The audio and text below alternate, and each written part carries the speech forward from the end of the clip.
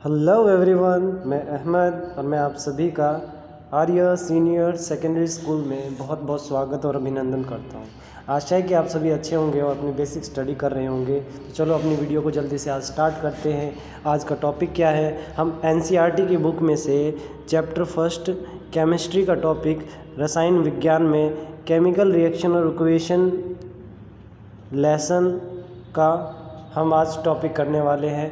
और इस लेसन में, जिसको हम हिंदी में रासायनिक अभिक्रिया और समीकरण कहते हैं, lesson first NCERT book. Okay, इसमें से हम इम्पोर्टेंट टॉपिक को पढ़ने वाले। आज का हमारा टॉपिक क्या है? पहला, what does one mean by exothermic and endothermic reaction.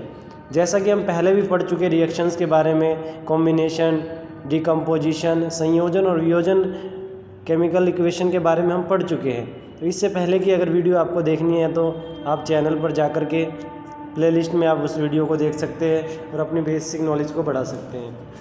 तो आज हम एक्सोथर्मिक और एंडोथर्मिक केमिकल रिएक्शन के बारे में पढ़ने वाले हैं। ठीक है, इसको हिंदी में ऊष्माक्षेपी और ऊष्माशोषी ऊष्माक्षेपी और ऊष्माशोषी अभिक्रिया कहते हैं। ठीक है, पढ़ते हैं कि इसके बारे में क्या होता है। पहले हम पढ़ते हैं एक्सोथर्मिक रिएक्शन। एक्सोथर्मिक क्या होता है? ऊष्माक्षेपी अभिक्रिया क्या होती है? दोज केमिकल रिएक्शन, वह रासायनिक अभिक्रिया इन विच हीट इज़ इवॉल्वेड, जिसमें से हीट निकलती है, मतलब हीट बनती है। देखो, कुछ रिएक्शंस ऐसे होते हैं जिसमें से हीट बनती है। ठीक है, जैसे दो केमिकल्स मिलाए आपस में और वो गर्म हो गए मिलाने से, तो वो क्या हो गया? एक्सोथर्मिक रिएक्शन, जिसमें हीट इवॉल्व होती है, जिसमें से रासायनिक ऊष्मा निकलती है, तो वो तो हो गया एक्सोथर्मिक रिएक्शन, ऊष्माक्षेपी अभिक्रिया। ठीक है, ऐसी अभिक्रिया जिसमें से हीट ऊष्मा इवॉल्व होती है, बनती है, निकलती है। ओके, उसकी आपको इक्वेशन जरूर याद करनी पड़ी एग्जाम्पल में। बिना इक्वेशन के फिर आपकी जो समीकरण है, आपका ये जो आपने डेफिनेशन सुनाई है ना, वो फिर अधूरी रह जाएगी। इसकी इक्वेशन जरूर देनी होती है। इक्वेशन क्या है? कार्बन C, और ये S4 मीन्स सॉलिड होता है। ठीक है, तो ये आपको लर्न करने की ज़रूरत नहीं होती। आप सिंपल भी कह सकते हैं। क्या कह सकते हैं सिंपल में? C+O2 और हमने क्या बनाया? CO2। ठीक है, ब्रैकेट में इनके इंडिकेशन किए गए हैं। C क्या होता है? कार्बन एक सॉलिड होता है। ऑक्सीजन क्या होता है? एक गैस होती है ना, ये इनकी नोटेशन है। ऐसे ही CO2 एक गैस होती है, कार्बन डाइऑक्साइड, और हीट निकल रही है। आप इस पर फोकस करें कि इस रिएक्शन में हीट निकल रही है। ठीक है, हीट बनती है दो केमिकल मिलाने पे। ठीक है, तो ये हो गया एक्सोथर्मिक रिएक्शन, ऊष्माक्षेपी अभिक्रिया। अब दूसरा इसका ब्रदर है, उसका भाई है, बिल्कुल इसका वो अपोजिट है, उल्टा है, एंडोथर्मिक रिएक्शन। ऐसी अभिक्रिया, एंडोथर्मिक रिएक्शन हिंदी में बोलते हैं ऊष्माशोषी अभिक्रिया। ऐसी रिएक्शन जिसके अंदर जो हीट है ना, वो ख़त्म होनी शुरू होती है, वो हीट को अपने अंदर एब्जॉर्व कर लेता है। ठीक है, कुछ रिएक्शन ऐसी होती है जिसमें दो केमिकल मिलाते हैं ना, तो वो बिल्कुल कूल हो जाता है। जैसे आप सैनिटाइजर हैंड पे लगाते हैं, तो वहाँ पे एक ऐसा रिएक्शन होता है जिससे कि हीट खत्म होती है, वहाँ पे ठंडक सी बन जाती है ना, तो वो क्या हो जाएगा? एंडोथर्मिक रिएक्शन, ऊष्माशोषी अभिक्रिया। ठीक है, तो पढ़ते हैं हम। दोज केमिकल रिएक्शन, ऐसी रासायनिक अभिक्रिया इन विच, जिसमें हीट इज़ एब्जॉर्ब, जिसमें हीट एब्जॉर्ब कर लेता है, हीट को वो पी लेता है, ख़त्म कर देता है, इज कॉल्ड एंडोथर्मिक रिएक्शन, ऊष्माशोषी अभिक्रिया। ठीक है, आपको एग्जाम्पल फिर करना पड़ेगा। आपके पास क्या है? कैल्शियम कार्बोनेट CaCO3, ये सॉलिड होता है। ओके, प्लस हीट, है ना, ये क्या करता है? हीट को एब्जॉर्ब कर रहा है। कैल्शियम कार्बोनेट क्या करेगा? हीट को एब्जॉर्ब कर रहा है, अपने अंदर समाएगा इसको। तो आंसर में क्या आ गया? CaO, कैल्शियम ऑक्साइड, ये सॉलिड होता है, और CO2, ये कार्बन डाइऑक्साइड, ये क्या होती है? गैस होती है। तो आप देखना कि यहाँ पे हीट नहीं है, पहले हीट था, लेकिन हीट को वो एब्जॉर्ब कर चुका और ये हीट खत्म हो गया। लेकिन इसमें क्या हीट नहीं था, इसमें हीट आ गया, है ना।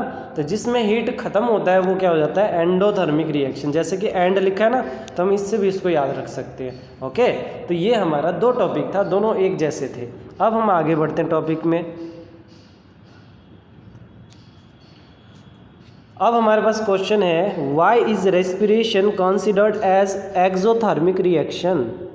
एक्सोथर्मिक रिएक्शन अभी आपने पढ़ा, ऐसी रिएक्शन जिसमें हीट बनती है, एक्सोथर्मिक में हीट निकलती है। ओके, तो आपसे कह रहा है कि रेस्पिरेशन एक्सोथर्मिक क्यों है? क्या रेस्पिरेशन के समय में हीट बनती है शरीर में? रेस्पिरेशन मीन्स श्वसन, सांस लेना। अभी तो इस रिएक्शन में क्या हमारे शरीर में हीट बनता है? तो हम कहेंगे यस। जब भी हम सांस लेते हैं, हम खाना वगैरह खाते हैं ना, और फूड खाते हैं, तो हम जब वर्किंग करते हैं तो हमारे शरीर में हीट बनता है ना, एनर्जी बनती है, तो शरीर में हीट बनती है ना, तो इसी को हम एक्सोथर्मिक कह सकते हैं। तो हम इसको अगर ओरल बात करें तो यस, जो रेस्पिरेशन है ना, जो सांस लेना, वो एक्सोथर्मिक है, क्योंकि इसमें शरीर में हीट बनता है, और जो भी रिएक्शन जिसमें हीट बनता है ना, वो क्या होता है? Exothermic reaction. तो चलो बुक से पढ़ते हैं, हम देखते हैं क्या है। In respiration glucose get oxidise.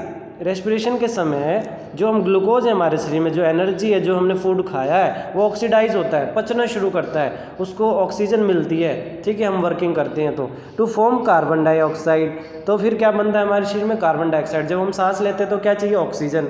जब एक्सहेल करते हैं, सांस बाहर करते हैं, तो क्या चाहिए? निकलता है कार्बन डाइऑक्साइड। तो ये हमें बताना है कि क्या बना, ठीक है ना।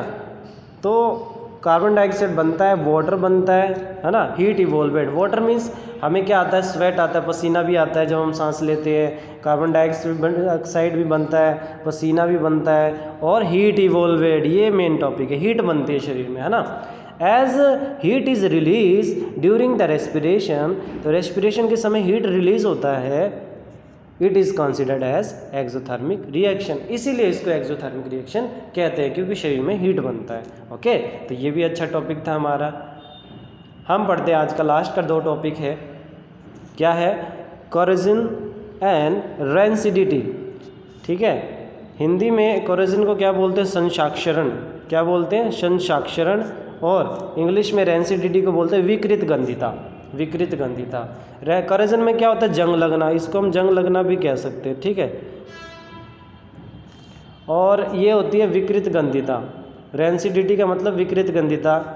तो रेंसिडिटी बाद में पढ़ेंगे, पहले हम कोरोजन पढ़ते हैं। ओके, जंग लगने वाला प्रोसेस, ये आपको पता भी है, फिर भी पढ़ते हैं। Corrosion it is a process in which a metal is attacked by the substance. ये एक रिएक्शन है, एक प्रोसेस है जिसमें मेटल पे क्या होता है? अटैक होता है। किसका अटैक होता है? मौसम का, पानी का, धूप का। जब किसी मेटल को, लोहा हो जैसे मान लो, उसको हम खुले में छोड़ देते हैं तो उस पर जंग लग जाता है। कैसे लगा? उस पर अटैक हुआ। किस चीज़ का? मौसम का, मॉइस्चर का, वाटर का, है ना। तो इस वजह से वो अटैक होता है और धीरे धीरे लोहे पे जंग लग जाता है, लोहा ख़त्म हो जाता है। It is a process in which metal is attacked by the substance around it आसपास की चीज़ें इस पर अटैक करती है। क्या क्या चीज़ें? मॉइस्चर, एसिड, ठीक है। बारिश वगैरह जो होती है तो उसमें एसिड होता है ना, पोल्यूशन होता है, और मॉइस्चर, नमी आसपास की, तो इस वजह से वो क्या होता है? मेटल ख़त्म होना शुरू होता है, जिसको हम जंग लगना भी कहते हैं, कोरोजन कहते हैं। एग्जाम्पल में रस्टिंग ऑफ आयरन, आयरन के ऊपर भी जंग लगता है। ब्लैक कोटिंग ऑन सिल्वर, चांदी के ऊपर भी जंग लगता है। कैसे कलर का? ब्लैक कलर का। And the green coating on the copper, और तांबे पे ग्रीन कलर की कोटिंग होती है, जिसे हम तांबे का जंग लगना भी कह सकते हैं। Are common example of the corrosion. Okay, तो कोरोजन का मीन्स जंग लगना होता है, आपको पता होना चाहिए, ठीक है। इंग्लिश में रस्टिंग कहते हैं और हिंदी में संचाक्षरण कहते हैं। अब दूसरा टॉपिक हम पढ़ने वाले हैं रेंसिडिटी, विकृत गंधिता। रेंसिडिटी यानी कोई खाने पीने वाली चीज़ हमने लंबे समय के लिए एक जगह पे छोड़ दिया तो वो क्या हो जाएगा? है ना, डिकम्पोज होने लग जाएगा, सड़ने लग जाएगा, ख़राब हो जाएगा, बदबू आएगी, है ना, टेस्ट भी चेंज हो जाएगा, गंदा हो जाएगा, उसे हम रेंसिडिटी कहते हैं। पढ़ते हैं। व्हेन ऑयल एंड फैट और food containing these are expose to the air, जब तुम तेल वेल वाली चीज़, कोई तेल वाली, फैट वाली चीज़, है ना, कोई फूड हो, उसको आप ना एयर में खुला छोड़ दो, कहीं आप बंद कमरे में कहीं रख दो, खुले में छोड़ दो, तो खराब ही होगा ना कुछ टाइम बाद, वो प्रोसेस हो रहा है। गेट ऑक्सीडाइज, तो उसमें ऑक्सीजन लगता है, उसमें हवा लगती है, उसमें नमी लगती है। Get oxidise due to which their smell and colour change, तो उसके बाद क्या होगा? उसका स्मेल चेंज हो जाएगा, उसका कलर चेंज हो जाएगा, है ना, हमारे फूड का, खाने का रंग और कलर चेंज हो जाएगा। This process is called rancidity. इस प्रोसेस को हम क्या बोलते हैं? रेंसिडिटी कहते हैं। तो आज की डेट में हमने टॉपिक पढ़े काफ़ी, एक्सोथर्मिक और एंडोथर्मिक रिएक्शन पढ़ा, ठीक है। उसके बाद हमने रेस्पिरेशन वाला प्रोसेस पढ़ा कि रेस्पिरेशन एक्सोथर्मिक क्यों होता है, श्वसन को ऊष्माक्षेपीय अभिक्रिया क्यों कहते हैं। और लास्ट में हमने पढ़ा, क्या पढ़ा लास्ट में, विकोरेजन क्या होता है, जंग लगना, संक्षाक्षरण, और रेंसिडिटी किसे कहते हैं। ठीक है, ये टॉपिक आज हमने पढ़ा है। ठीक है, फिर भी आपके माइंड में कोई भी क्वेश्चन हो, कोई भी डाउट हो तो कमेंट करें। वीडियो अगर पसंद आई है तो वीडियो को लाइक करें, शेयर करें और सब्सक्राइब करना ना भूलें। Thank you, best of luck.